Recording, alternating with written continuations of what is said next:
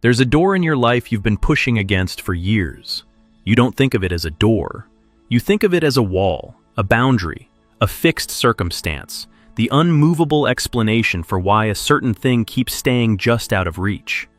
The relationship you want, the work you're meant for, the version of yourself you can almost feel but somehow never become.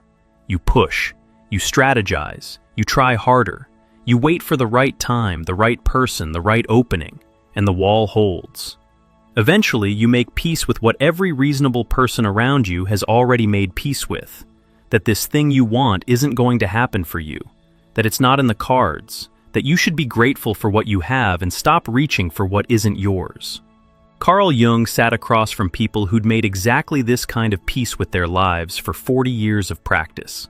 And what he discovered about the wall they'd given up pushing against, the thing they'd quietly come to call impossible, changed everything he thought he knew about how human lives actually unfold. Because Jung discovered that the wall wasn't a wall, it was a door, and it had been a door the entire time. The reason it never opened wasn't that it was locked from the outside, it was that they'd been pushing in the wrong direction. Today I want to walk you through what Jung actually understood about this, because the popular version of it has been turned into something that misses the entire point. You've probably heard people talk about manifestation, about the law of attraction, about the universe delivering what you focus on. Jung would have looked at all of that and recognized it as a flattened, commercialized version of something far stranger and far more demanding than positive thinking has ever been willing to admit. What he actually discovered was that there's a precise psychological mechanism by which the things we call impossible become possible. It has almost nothing to do with belief or vision boards or wanting harder. It has to do with a particular kind of understanding so radical that almost no one is willing to attempt it. The people who do attempt it, who follow the path Jung mapped out across decades of his work, consistently report something they describe in nearly identical language. They describe what they thought was impossible beginning to manifest in ways they couldn't have engineered if they'd tried. To get there, we need to start with what Jung saw when he looked at people stuck against their walls. Because what he noticed first wasn't what anyone expected.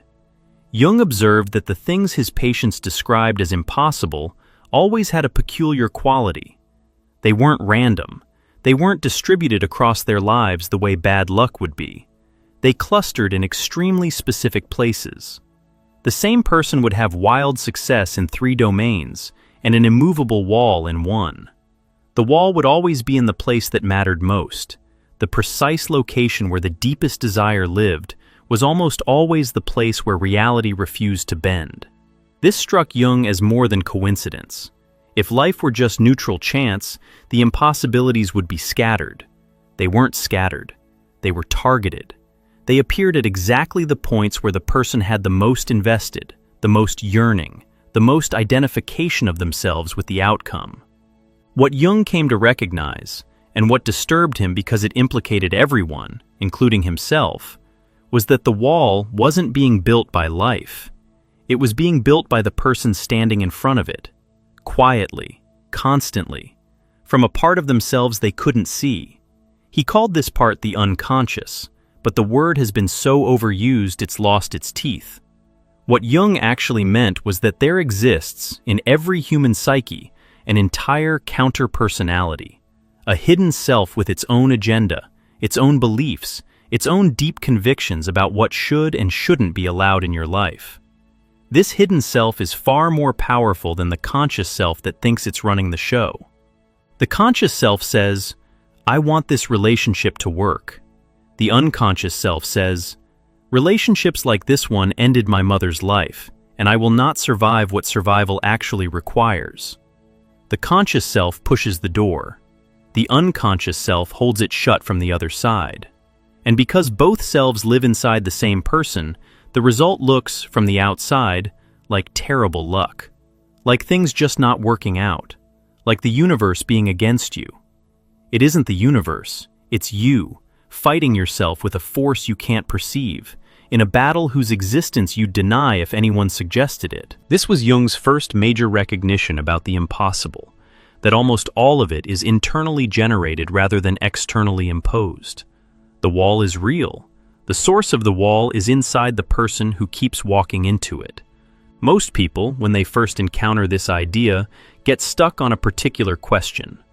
Why would I keep myself from what I want? It makes no sense. I want the thing. Every conscious part of me wants the thing. Why would some hidden region of my own psyche sabotage what I'm reaching for? Jung's answer was that the unconscious doesn't share your conscious values. It has older values, survival values, values shaped by experiences you may have forgotten or may never have been able to put into words in the first place. And from the unconscious's perspective, the thing you say you want is often the most dangerous thing it can imagine. If you grew up in a family where being seen meant being attacked, your unconscious learned that visibility equals annihilation. Now you, as an adult, say you want recognition. You want your work to be seen. You want to stop hiding. But every time you get close to actual visibility, something happens. You self-sabotage. You shrink at the moment of expansion. You find a way to stay small that looks, to your conscious mind, like bad luck or bad timing. The unconscious isn't doing this to hurt you. It's doing this to keep you alive. From its perspective, your conscious desire is a death wish, and it loves you enough to override what you say you want in order to protect what it believes you actually need. This is why pushing harder against the wall never works. The wall is being held in place by something that loves you, something that believes, with the unshakable certainty of childhood logic, that the wall is the only thing keeping you safe. Think about a woman who has spent 15 years saying she wants a partner who can actually love her. She's done the therapy, she's read the books, she knows the patterns. She can articulate in precise language exactly what kind of relationship she's looking for. And yet somehow, the people she's drawn to, the ones who make her chest tighten with that particular kind of recognition she's come to mistake for chemistry, are always, without exception, people who cannot give her what she says she wants. She knows this. She's noticed the pattern. She can list every relationship and predict, before the second date, exactly how it will end. And still, when she meets someone available, someone present, someone capable of intimacy, nothing happens. No spark, no pull. Her body refuses to want what her mind has decided it needs. If you were watching from the outside, you'd say she has terrible luck with men. You'd say the right one just hasn't come along yet. You'd say timing is hard, and the dating pool is brutal, and modern romance is impossible. Jung would say something else. He'd say she has an exact, internally consistent system that filters every potential partner through a single question. Is this person dangerous enough to feel familiar? The system works perfectly. It's never failed her. Every person who passes the filter is unavailable. Every person who doesn't pass the filter is invisible to her. The system is protecting her from the only thing she's ever truly feared, being loved by someone who could actually leave because she'd actually need them. The wall isn't romantic bad luck. The wall is a precise psychological mechanism, perfectly tuned, doing exactly what it was built to do. And no amount of pushing against it from the conscious mind will move it, because the conscious mind isn't where the wall lives. This is the first hard truth Jung's framework asks you to sit with. The thing you call impossible is not impossible. It's defended. The defense is internal, sophisticated, and running on logic you established before you were old enough to consent to it. What Jung discovered, as he sat with patient after patient circling the same walls, was that the unconscious wasn't just defending against danger, it was defending an identity. This was the part most people couldn't bear to see. The conscious self has built a story about itself, a story in which it is the one who wants things, and reality is the one who withholds them. The protagonist of the story is always reaching, always trying, always being thwarted. There's a kind of dignity in this position, a kind of nobility, the hero of your own narrative, who keeps trying despite the world refusing to give. What Jung kept finding was that this story was structurally necessary to the personality. The person didn't just have a wall in their life. They had organized their entire identity around having that wall. They were the woman who couldn't find love. They were the man whose talent went unrecognized. They were the soul who was meant for more, but never got the chance.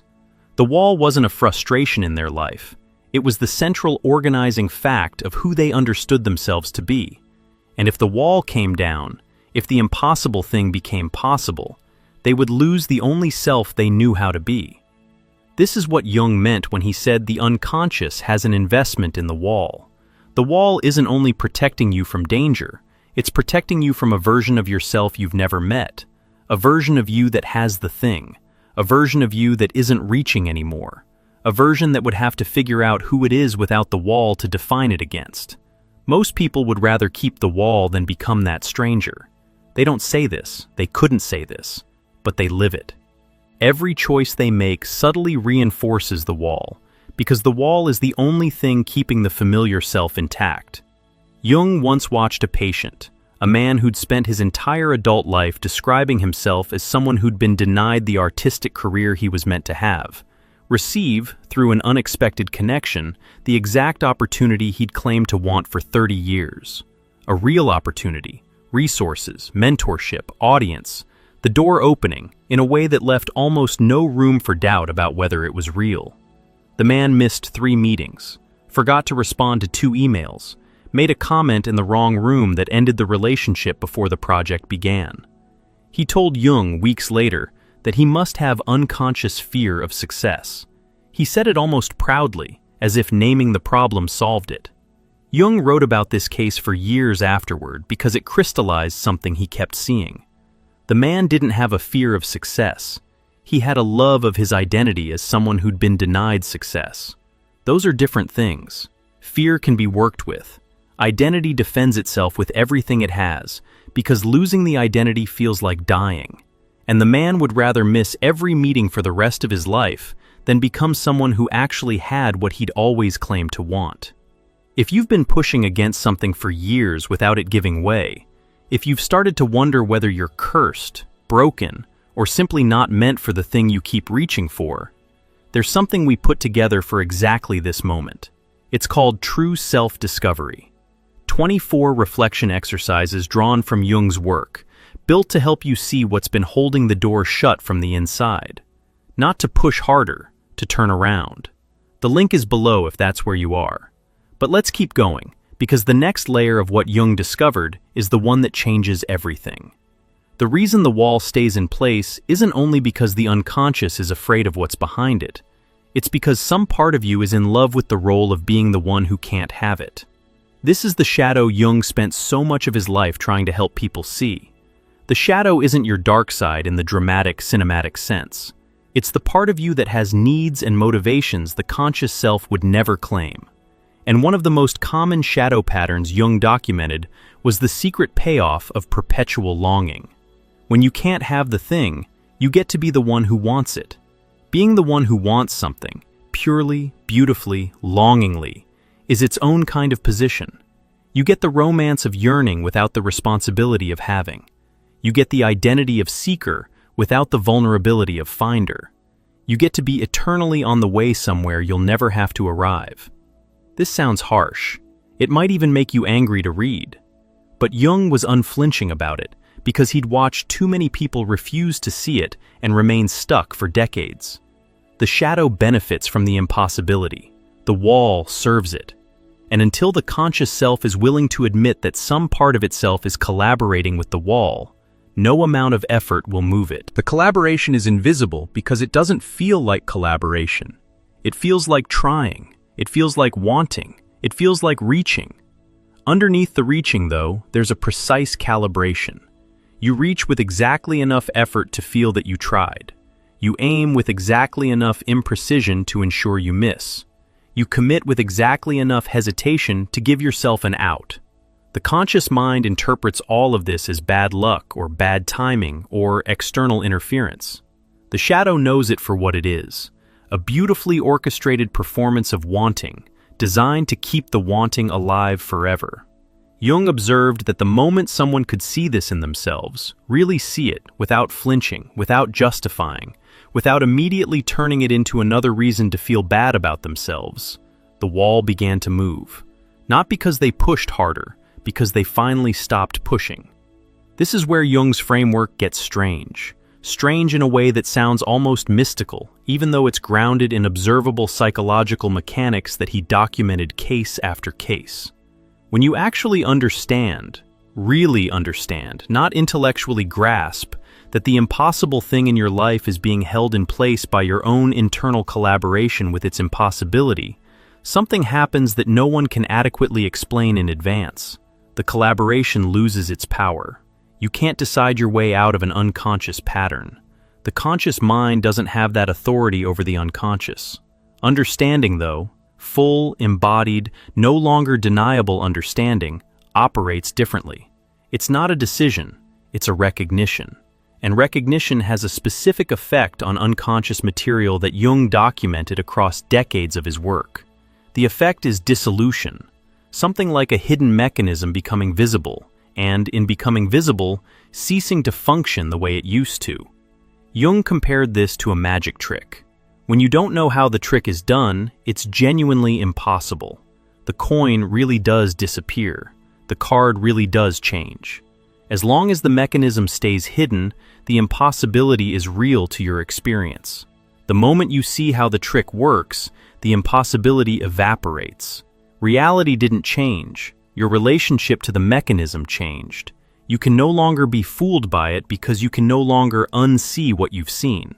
This is what Jung meant by understanding in the deepest sense.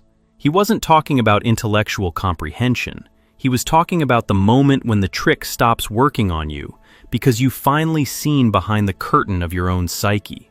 Once that happens, once you've actually seen what's been holding the door shut, the door doesn't necessarily fly open. Things in life don't move that quickly, but your pushing changes, your reaching changes. The whole quality of your relationship to the thing you want shifts because you're no longer fighting an invisible opponent. You're working with a known mechanism. Known mechanisms can be negotiated with. This is the precise point at which what Jung's patients began describing as the impossible becoming possible actually started happening for them.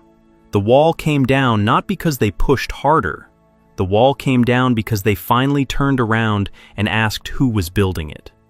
What Jung saw in people who completed this turn, and it's worth being precise about what completion looks like, was a particular shift in how they moved through their lives.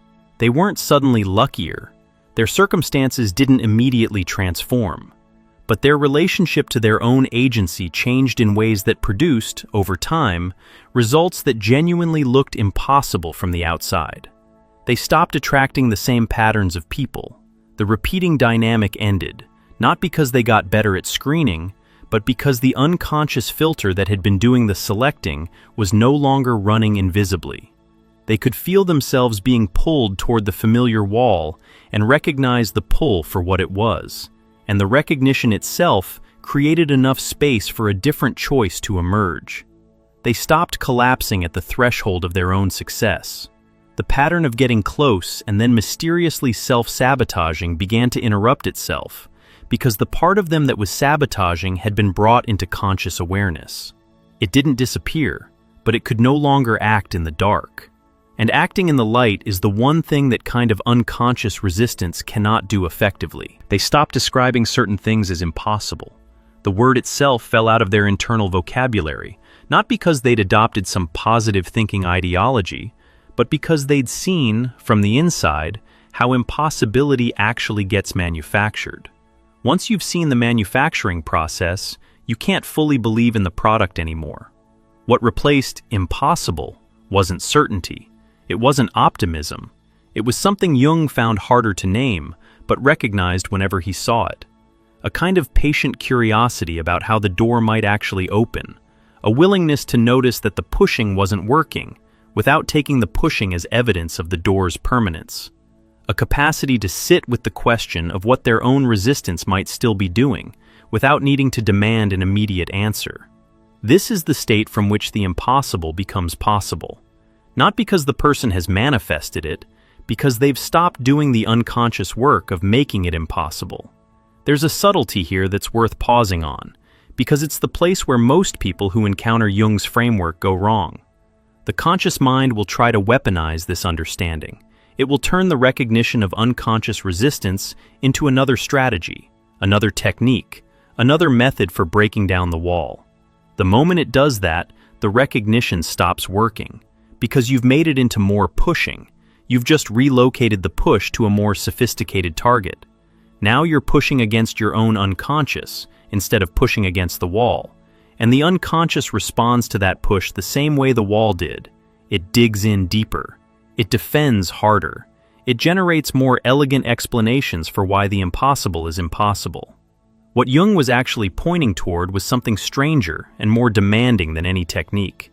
He was pointing toward a relationship with your own psyche in which you stop being the one who wants and the one being denied, and become, instead, the one who's curious about why this particular pattern is happening in you.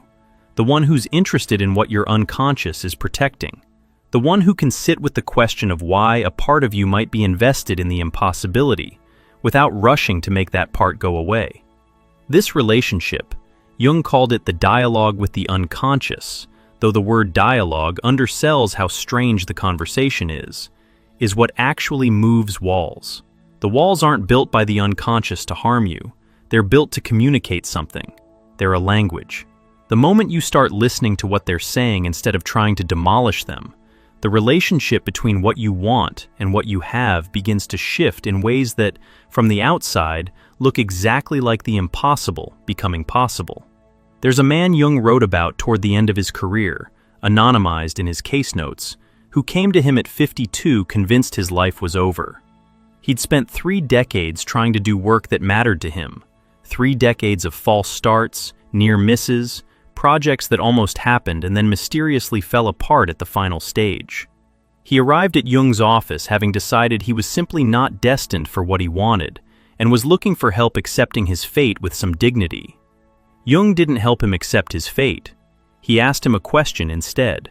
He asked him what his father had thought about people who succeeded at the kind of work he'd been trying to do. The man went quiet for a long time.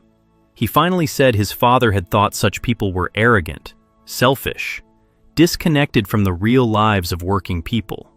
His father had been a working-class man who'd carried a lifelong grudge against what he considered the pretension of the educated class, the class his son had been trying for 30 years to join. Jung asked one more question. He asked whether the man could imagine his father being proud of him if he finally succeeded. The man laughed sharply and then began to cry. He said his father had been dead for 11 years, and he still couldn't picture it. He couldn't picture his father being proud.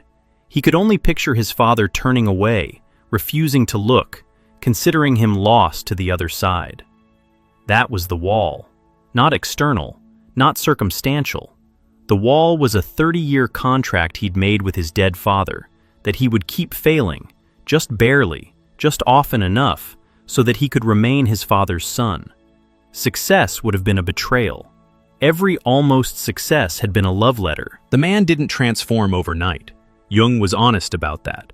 But within 18 months of that conversation, the work he'd been trying to do for 30 years began, quietly, to happen. A project he'd been circling came together. A collaboration he'd been afraid to ask for materialized. The door, which had seemed permanently locked, turned out to have been a door all along, held shut by a man who loved his father more than he loved his own life. That's what Jung meant when he said understanding changes everything. The man hadn't manifested anything. He'd seen something. And what he'd seen could not be unseen, and the unconscious contract could no longer hold in the light of what had been revealed about it. This is the territory Jung is pointing at when he talks about understanding.